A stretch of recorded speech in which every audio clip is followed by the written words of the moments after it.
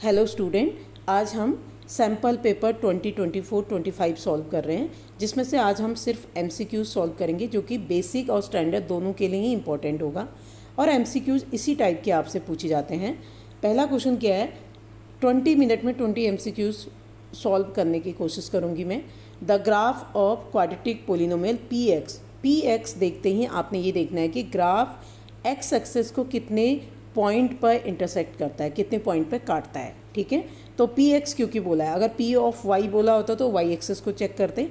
अब इसमें हम चेक करते हैं -6,0 है, एक्स एक्सेस को कितने पॉइंट पर इंटरसेक्ट करेगा। इसका शॉर्ट तरीका क्या होता है, y इक्वल टू जहाँ पे 0 होगा वो पॉइंट आपका एक्स एक्सेस को कट करेगा। तो एक तो आपका ये वाला हो गया -6,0 और ये आपका एक्स एक्सेस को कट नहीं करेगा, और दूसरा ये भी नहीं करेगा, और तीसरा पॉइंट है 6,0।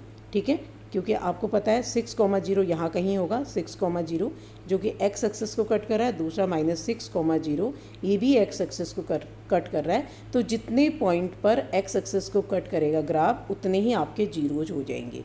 तो क्या है जीरोज आपके 2 -6,6, क्योंकि -6 यहाँ से आएगा और 6 यहाँ से। ठीक है, सेकेंड क्वेश्चन क्या है आपका, द वैल्यू ऑफ के for which the system of linear equations is inconsistent solution. Inconsistent solution कब होता है, जब पैरेलल सोल्यूशन होता है। और पैरेलल कब होता है, जब a1/a2 इक्वल टू b1/b2 और नॉट इक्वल टू क्या होता है c1/c2। आपको k की वैल्यू निकालनी है, तो a1 b1 और c1 यहाँ से मिलेगा, a2 b2 और c2 यहाँ से मिलेगा।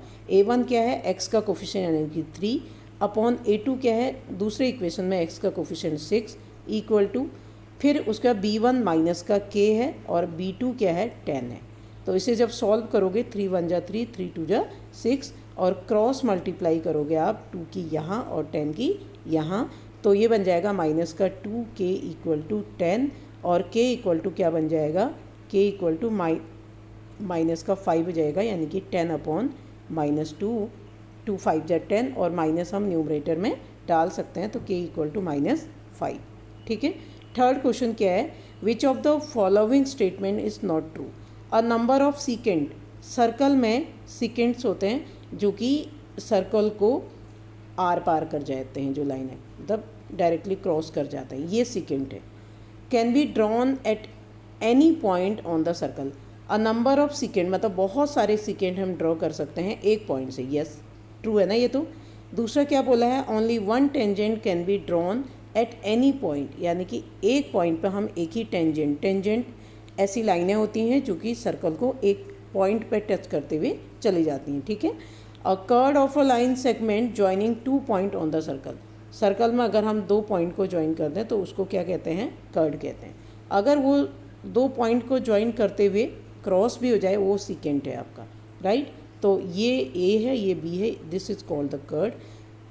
उसके बाद आपको बोला है थर्ड, ये तो ये भी सही है, ये भी सही है, ये भी सही है। नेक्स्ट है, from a point inside a circle any 2 tangent can be drawn. यानी कि अगर एक पॉइंट लें हम इनसाइड द सर्कल, इससे क्या 2 टेंजेंट ड्रॉ कर सकते हैं हम? नो, टेंजेंट वो लाइन होती है जो सर्कल को एक पॉइंट पे टच करते हुए आगे बढ़े, यानी कि डी आपका इनकरेक्ट हो जाएगा। Next question, question number 4, nth term of AP, यानी कि an is given you 7n-4। तो आप n इक्वल टू 1 2 3 4 इस प्रकार से रख करके आप एक्सप्रेशन निकाल सकते हो AP क्या आएगा। ठीक है, तो A1 हमने निकाला, यहाँ पे n इक्वल टू 1 रख दोगे, 7 1 7 -4 3, और ऐसे ही A2 निकालोगे, 7 2 14 -4 यानी कि 10। आपको कॉमन डिफरेंस जिसको हम D कहते हैं, D इक्वल टू होता है सेकेंड टर्म में से फर्स्ट टर्म को सब्ट्रैक्ट करके 10 - 3 दैट इज़ 7। ठीक है, तो कॉमन डिफरेंस क्या आ जाएगा आपका 7। A is your correct option. Question number 5 है, the radius of the base of right circular cone, यानी कि R, and the radius of sphere, दोनों का ही, कोन का भी और स्फीयर का भी रेडियस क्या है, सेम है, जो कि 5 गिवन है आपको in length. If the volume of the cone is equal to the volume of the sphere, cone का वॉल्यूम क्या होता है 1/3 pi r cube, sorry, cone का वॉल्यूम क्या होता है 1/3 पाई r² h। ठीक है, ये किसके इक्वल है, वॉल्यूम ऑफ द स्फीयर जो कि होता है 4/3 पाई आर क्यूब, राइट। तो अभी आर दोनों में सेम है, यानी कि 3 से 3 पाई से पाई, या हम ऐसे कट कर सकते हैं। और ये आर स्क्वायर से यहाँ 3 आर है तो यहाँ पर सिर्फ एक ही आर बचेगा, तो h इक्वल टू हमारा आ गया 4r। और r की वैल्यू 5 गिवन था, तो 4 इंटू आर कितना है 5, 4 5 जा 20, यानी कि हाइट ऑफ द कोन कितना आ गया 20 centimetre. Next question 6, if tan theta equal to 5/2, तो ये एक्सप्रेशन की हमको वैल्यू निकालनी है। तो ये निकालना बहुत सिंपल है। इट मीन्स हमें या तो दो तरीके हैं, या तो आप पाइथागोरस थ्योरम की हेल्प ले लो, या यहीं से आप 10 बनाने की कोशिश करो। तो साइन अपॉन कॉस होगा तो ये 10 बन जाएगा। तो मैं क्या करूँगी, न्यूमरेटर में भी और डिनोमिनेटर में भी क्या कर लेंगे, हम कॉस से डिवाइड कर देंगे। तो कॉस थीटा हो जाएगा, प्लस का cos theta upon cos theta 1 बन जाएगा, और 4 sine theta upon cos theta. Numerator and denominator दोनों में हमने क्या करना है, कॉस से डिवाइड कर देना है। तो ये बन जाएगा अब sine upon cos 10, it will become 4 tan theta plus 1 upon में डिनोमिनेटर में भी 4 tan थीटा और माइनस का 1। Now put the value of tan theta. तो हम 10 की वैल्यू क्या है 5/2, 4 इंटू 5/2 और प्लस 1 अपॉन में 4 इंटू 5/2 माइनस 1। 2 2 जा 4, 5 2 जा 10 प्लस 1, न्यूमरेटर में 11 आ गया। 5 यहाँ पर भी 5 2 जा 10, 10 माइनस 1 यानी कि 9, 11/9। कौन सा ऑप्शन करेक्ट है आपका, A is your correct option. Next question 7, in the given figure a tangent has been drawn at point P. ठीक है, पी पर आपका टेंजेंट ड्रॉ किया गया है ऑन द सर्कल। अब आपको गिवन किया ना angle T P Q equal to 110 degree. आपको पता है रेडियस और टेंजेंट के बीच का एंगल क्या होता है, 90 डिग्री होता है, ये आपको पता होगा। तो इसका मतलब एंगल टी पी ओ यानी कि टी पी ओ, ये आपको 90 डिग्री पता है। ठीक है, तो अब हमें निकालना है ओ पी क्यू, ये वाला एंगल। तो ओ पी क्यू कैसे निकलेगा, मैं अगर पूरे एंगल में से अगर हम क्या सब्ट्रैक्ट कर दें, ये वाला, ये पूरा एंगल है आपका, ये पूरा एंगल 110 गिवन है और ये हमें पता है 90 है। तो ये एंगल कितना हो जाएगा, सब्ट्रैक्ट कर दीजिए 110 माइनस 90, इट विल बिकम 20। ठीक है, तो ये एंगल आपका 20 बन गया। कौन सा वाला, ये जस्ट ये 20 है तो ये भी 20 होगा, क्योंकि ये ट्रायंगल आपका कुछ इस तरीके से बन रहा है और इसमें ये रेडियस ये भी रेडियस इक्वल हैं दोनों रेडियस, तो ये आइसोसेलिस ट्रायंगल है, ये दोनों 20-20 बन जाएगा। तो आपका जो ओ एंगल है ना, ये क्या हो जाएगा, एंगल सम प्रॉपर्टी से सम ऑफ ऑल एंगल क्या कर दोगे 180, तो ये 20 और ये भी 20, 40 हो गया। 180 में से 40 सब्ट्रैक्ट करोगे 140 आपका सेंटर एंगल जो कि पी ओ क्यू पूछा गया है इसमें, तो 140 आ जाएगा। आई होप समझ में आ गया। नेक्स्ट है a quadratic polynomial have zeros. Zeros का मतलब x की वैल्यू गिवन है माइनस का √5/2 और दूसरा है x की वैल्यू √5/2। अब आपको पोलिनोमियल क्रिएट करना है, तो कैसे करोगे, x प्लस ये बन जाएगा √5/2 और इनटू दोनों की मल्टीप्लाई कर दो x माइनस √5/2। तो a plus b a minus b apply कर सकते हो यहाँ पे। तो a square minus b square यानी कि x स्क्वायर माइनस 5/2। एलसीएम लेंगे तो हमारा क्या बन जाएगा 2 और 2x स्क्वायर माइनस 5। तो कौन सा ऑप्शन करेक्ट है ये आप चेक कर लीजिए। 2x स्क्वायर माइनस 5 ये तो हो नहीं सकता, 2x स्क्वायर माइनस 5 ये भी नहीं होगा। अब ये हो जाएगा क्योंकि हमारा है आया 2x स्क्वायर माइनस 5 और यहाँ इसमें अगर मैं कॉमन ले लूँ 4 तो ये बन जाएगा 2x स्क्वायर माइनस 5 और डिनोमिनेटर में भी था 2, उससे कोई फ़र्क नहीं पड़ता। तो आपका B is your correct option. Next question देखिए 9, consider the frequency distribution of 45 observation the upper limit of median class. तो टोटल n ऑब्जर्वेशन कितना है 45, sum of all frequency n जिसको बोलते हैं। मैं सबसे पहले n/2 निकाला जाता है जो कि बनेगा 22.5 और इसमें हमें चेक करना है अपर लिमिट ऑफ मीडियन क्लास, यानी कि 22.5 कौन से क्लास के अंदर आ रहा है, इसके अंदर आएगा 22-30 के अंदर। तो इसकी अपर लिमिट क्या है 30 और लोअर लिमिट क्या है 20, यानी कि 30 आपको अपर लिमिट पूछा गया है, C is your correct option. ठीक है, next, O is a point of intersection of two chords A B and C D of a circle. अब आपको गिवन क्या है, B O C eighty, B O C eighty, ये eighty है अगर, तो आपका angle D O A B कितना होगा, 80 होगा, वर्टिकल अपोजिट एंगल है, वर्टिकली अपोजिट एंगल। और आगे आपको ये रेडियस है, तो ये आइसोसेलिस ट्राइंगल भी है। तो अब आपसे पूछा गया है ओ डी ए और ओ बी सी के बारे में आप क्या कह सकते हो। तो ओ डी ए इस वाले ट्राइंगल और इस वाले ट्राइंगल, इसमें भी रेडियस और रेडियस ये इक्वल हो गया, ये 80 और ये 80 इसमें भी। तो ये तो आइसोसेलिस ट्राइंगल हैं दोनों, और सिमिलर भी हैं, सिमिलर और कॉन्ग्रेंट। कॉन्ग्रेंट हमने 9th में पढ़ा था, कॉन्ग्रेंसी और सिमिलरिटी हम 10th में पढ़ते हैं। तो दो ट्राइंगल सिमिलर होते हैं जब उनके एंगल का रेशियो या फिर एंगल और कॉरस्पॉन्डिंग साइड का रेशियो क्या होता है, सेम होता है। ठीक है, तो ये आइसोसेलिस ट्राइंगल है और साथ में सिमिलर भी हैं, B is your correct option. ठीक, नेक्स्ट क्वेश्चन देखते हैं। नेक्स्ट क्या है, the root of the quadratic equation are. अब इसके जो रूट्स हैं वो कैसे होंगे, इसमें 4 ऑप्शन गिवन है आपको, तो इसके अकॉर्डिंग आप लोग बताना है। तो रूट चेक करने के लिए सबसे पहले हम डिस्क्रिमिनेंट निकालते हैं, जो कि बी स्क्वायर माइनस 4ac। अगर ये ग्रेटर देन इक्वल टू 0 आ गया तो आपके क्या आ जाएंगे रूट, डिस्टिंक्ट और इरेशनल हो जाएंगी। और अगर इसका स्क्वायर रूट निकलना होगा तो रैशनल बन जाता है। तो सबसे पहले बी, इसकी कंपैरिजन करो, ए एक्स स्क्वायर प्लस का b x plus c equal to 0 से जब इसको कंपेयर करोगे तो ए आपका 1 है, बी क्या है 1 और सी क्या है माइनस का 1। ठीक है, अब यहाँ पे इसमें रख दीजिए आप, तो बी स्क्वायर यानी कि 1 का स्क्वायर 1 ही होगा, -4 इंटू ए आपका 1 है, सी आपका -1। तो 4 1 जा 4, ये +4 बन जाएगा और +1 5, that is greater than equal to 0। ठीक है, तो आपका जो रूट बनेंगे वो बी स्क्वायर माइनस 4ac आपका ऑड नंबर आता तो इरेशनल बन गए और डिस्टिंक्ट हो जाएंगे। ठीक है, अगर ये 4 होता, ठीक है 4 और कंप्लीट स्क्वायर रूट हो जाता, क्योंकि x इक्वल टू फॉर्मूला क्या होता है, माइनस का b plus minus root b square minus 4ac upon 2a होता है।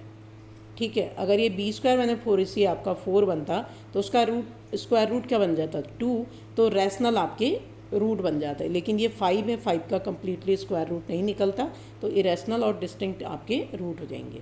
ठीक है, तो ये आपका श्रीधराचार्य फॉर्मूला है, क्वाड्रेटिक फॉर्मूला भी इसको कहते हैं। नेक्स्ट क्वेश्चन देखिए, क्वेश्चन नंबर 12। थीटा आपका 30 है तो 3 tan थीटा यानी कि 3 tan थीटा की जगह पर 30 रख दीजिए, 3 इंटू 10 30 1/√3 यानी कि 3/√3 मल्टीप्लाई कर देंगे इन दोनों की। ठीक है, न्यूमरेटर की, सी आपका करेक्ट हो जाएगा। 13 देखिए, volume of a solid hemisphere, जो कि होता क्या है, पूरे का वॉल्यूम होता है 4/3 पाई आर क्यूब, तो हेमिस्फीयर है 2/3 पाई आर क्यूब इक्वल टू 396/7। इसे सॉल्व कर लीजिए आप, 2/3 पाई की वैल्यू रख दो 22/7, आर क्यूब इक्वल टू 396/7, ये कैंसिल हो जाएगा और ये 11 2 जा 11 से ये भी कैंसिल, 11 3 जा 11 6 जा। फिर यहाँ पे देखो 2 से ये 18 टाइम और 2 से फिर 9 टाइम। यहाँ आ रहा है आर क्यूब इक्वल टू, ये 3 आपका यहाँ मल्टीप्लाई में चले जाएगा, तो आर क्यूब आपका आ गया, आर क्यूब इक्वल टू 27, 9 3 जा r equal to cube root of 27, 3 बन जाएगा आपका आर। उसके बाद total surface area of solid hemisphere, जो कि फॉर्मूला होता है 3 पाई आर स्क्वायर, इसमें वैल्यू रख दीजिएगा 3 इंटू 22/7 इंटू आर यानी कि 3 3 जा 9 और 9 3 जा 27, 22 इंटू 27 अपॉन में 7। ठीक है, जो भी आपका आंसर आएगा, आई होप बी वाला आपका करेक्ट होगा शायद, देख लीजिएगा आप मल्टीप्लाई करके। क्वेश्चन नंबर 14 देखो, in a bag containing 24 ball, 4 are blue, 11 are green, rest are white. तो वाइट बॉल निकाल लेते हैं पहले, कितने आएंगे, 24 में से 4 माइनस करो तो 20, फिर 20 में से 11 9 बॉल आपके वाइट हैं। तो 1 ball is drawn at random, the probability that drawn ball is white in colour. तो वाइट कलर का बॉल आने की प्रोबेबिलिटी क्या होगी, फेवरेबल आपके 9 है, टोटल आउटकम्स आपके 24 हैं, तो 3 3 जा 9 और 3 8 जा 24, 3/8, ठीक है, फेवरेबल बाई टोटल।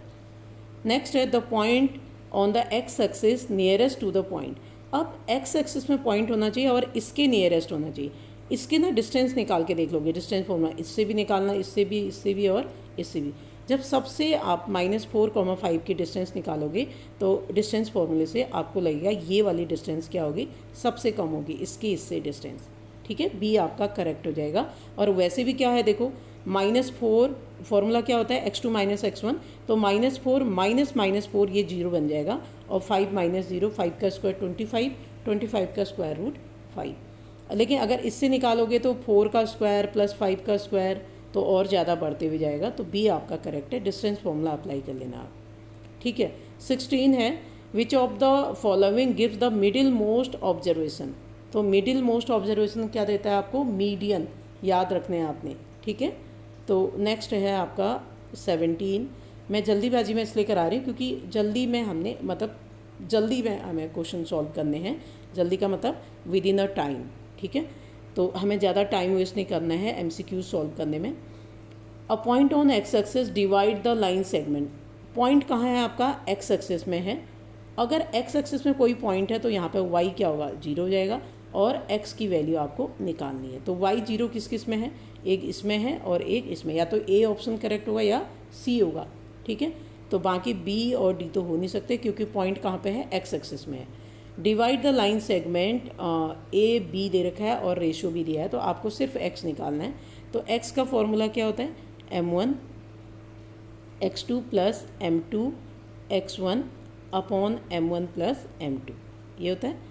तो m1 m2 1 और 2 गिवन है, m1 आपका 1 है, x2 कितना है देखो, x1 y1 x2 y2, यानी कि 5 प्लस m2 कितने हैं, यहाँ पे देखो m2 कितना है 2 और x1 कितना है 2, अपॉन में m1 प्लस m2 1 प्लस 2, तो 1 5 जा आपका 5 हो गया, प्लस 2 2 जा 4, अपॉन में 1 और 2 3, तो 9 4 और 5 9, 9/3 3, यानी कि C आपका करेक्ट ऑप्शन हो जाएगा। क्वेश्चन नंबर 18 देखिए, अ card is drawn from a well shuffled deck of playing card, probability of getting red face card. Total face card 12 होते हैं, उसमें से 6 आपके ब्लैक होते हैं और 6 आपके रेड होते हैं, ठीक है। तो रेड कार्ड आने की प्रोबेबिलिटी फेवरेबल 6 है, अपॉन टोटल क्या होता है 52, तो 6/52, यानी कि और काट दीजिए से 2 3 जा और 2 से 26, 3/26 आपका correct, D is your correct option. अब देखो बच्चों, एक होता है असेसन रीजन क्वेश्चन, जिसमें एक आपको स्टेटमेंट गिवन होगा, दूसरा आपको रीजन गिवन होगा। तो ए ऑप्शन करेक्ट होगा अगर आपके दोनों ही करेक्ट है, और ए जो है करेक्ट एक्सप्लेनेशन ऑफ आर है, ठीक है, R is the correct explanation of A, sorry. और दूसरा बी करेक्ट होगा जब आपका R correct not a correct explanation of A, और सी करेक्ट होगा जब आपका ए करेक्ट और आर फॉल्स हो जाएगा, और डी करेक्ट होगा जब आपका ए आपका फॉल्स होगा और आर यानी कि रीजन आपका ट्रू होगा, ठीक है। तो ये आपने पढ़ लेना है ABCD ऑप्शन करेक्ट करने के लिए। तो देखो 19 वाला क्वेश्चन क्या दिया है, असेसन क्या है इसमें, HCF of any 2 consecutive even natural number, कोई भी 2 इवन नेचुरल नंबर जो कि लगातार आते हैं, मान लो 100 और 102 कर लेते हैं हम, इसका जो HCF होगा ऑलवेज 2 होगा, कहा है, ये तो आपका ट्रू है, ए आपका ट्रू है। और रीजन क्या दिया है, even natural number are divisible by 2, ये भी करेक्ट है, लेकिन ये करेक्ट एक्सप्लेनेशन नहीं है। रीजन जो है वो असेसन का करेक्ट एक्सप्लेनेशन नहीं है, लेकिन दोनों ही ट्रू है। अगर दोनों ट्रू है तो बी आपका करेक्ट ऑप्शन हो जाएगा, ठीक है। क्वेश्चन नंबर 20 देखिए, असेसन क्या कहा है, if the radius of a sector of a circle is reduce to its half, radius को क्या कर दिया है, हाफ कर दिया है, ठीक, सेक्टर का जो रेडियस है वो हाफ कर दिया है, and angle is double, then the perimeter of sector remain same. देखो ये सर्कल है, इसमें ये सेक्टर होता है, तो इसमें बोला गया है आर को आपका रिड्यूस करके हाफ कर दिया, और एंगल जो ये थीटा है इसको 2 थीटा कर दिया, तो पेरीमीटर क्या सेक्टर का सेम रहेगा, नो, ठीक है, क्योंकि ये तो आपका क्या होता है, ये लेंथ ऑफ आर्क है जो कि होता है θ/360 इंटू 2πr पेरीमीटर। अब थीटा क्या है इसमें 2θ/360 इंटू 2πr क्या हो गया, हाफ कर दिया r/2। तो ये तो बन गया आपका 2 से ये 180 टाइम कैंसिल हो जाएगा, तो θπr/180, θπr/180 ये लेंथ ऑफ द आर्क आ गया। लेकिन ये क्या होगा r/2 और ये भी r/2, क्योंकि पेरीमीटर ऑफ सेक्टर, किसी भी चीज़ का पेरीमीटर उनके सभी साइड का सम होता है, ठीक है। और अगर जब r/2 नहीं किया था तो ये क्या होता, r होता और ये भी r, ये थीटा होता। तो यहाँ पर जो r की लेंथ होती θ/360 इंटू 2πr, और ये तब भी 180 होता, और तभी ये आर्क ऑफ लेंथ आपका θπr/180 ही आ रहा है। लेकिन ये जो रेडियस की लेंथ है वो r है, और इसने कहा है according to the question r/2 कर दें, तो क्या सेम रहेगा पेरीमीटर? नहीं, सेम नहीं रहेगा, ए आपका रॉन्ग है। और रीजन क्या कह रहा है आपसे, the length of the arc substitute, यानी कि subtending angle theta at the centre of circle. तो ये जो आपकी लेंथ ऑफ आर्क बन जाएगी वो क्या बन जाएगी, थीटा वो होता है, ये लेंथ ऑफ आर्क क्या बताया था मैंने भी, θ/360 इंटू 2πr, ठीक है। 2 से ये कैंसिल हो जाएगा 180 टाइम, तो πr थीटा देख लो, θπr बोलो या πr theta, πr theta upon में क्या है 180, ये तो करेक्ट है लेंथ ऑफ आर्क। तो रीजन आपका करेक्ट है लेकिन असेसन करेक्ट नहीं है, तो D is your correct option, ठीक है। इसमें 20 का डी हो जाएगा और 19 का बी। तो आज के लिए इतना ही, हमने MCQs किए। अब नेक्स्ट वीडियो में हम इसके आगे के क्वेश्चन करेंगे और इसमें जो भी आपकी केस स्टडी होगी वो सॉल्व करेंगे। आज के लिए इतना ही, थैंक यू।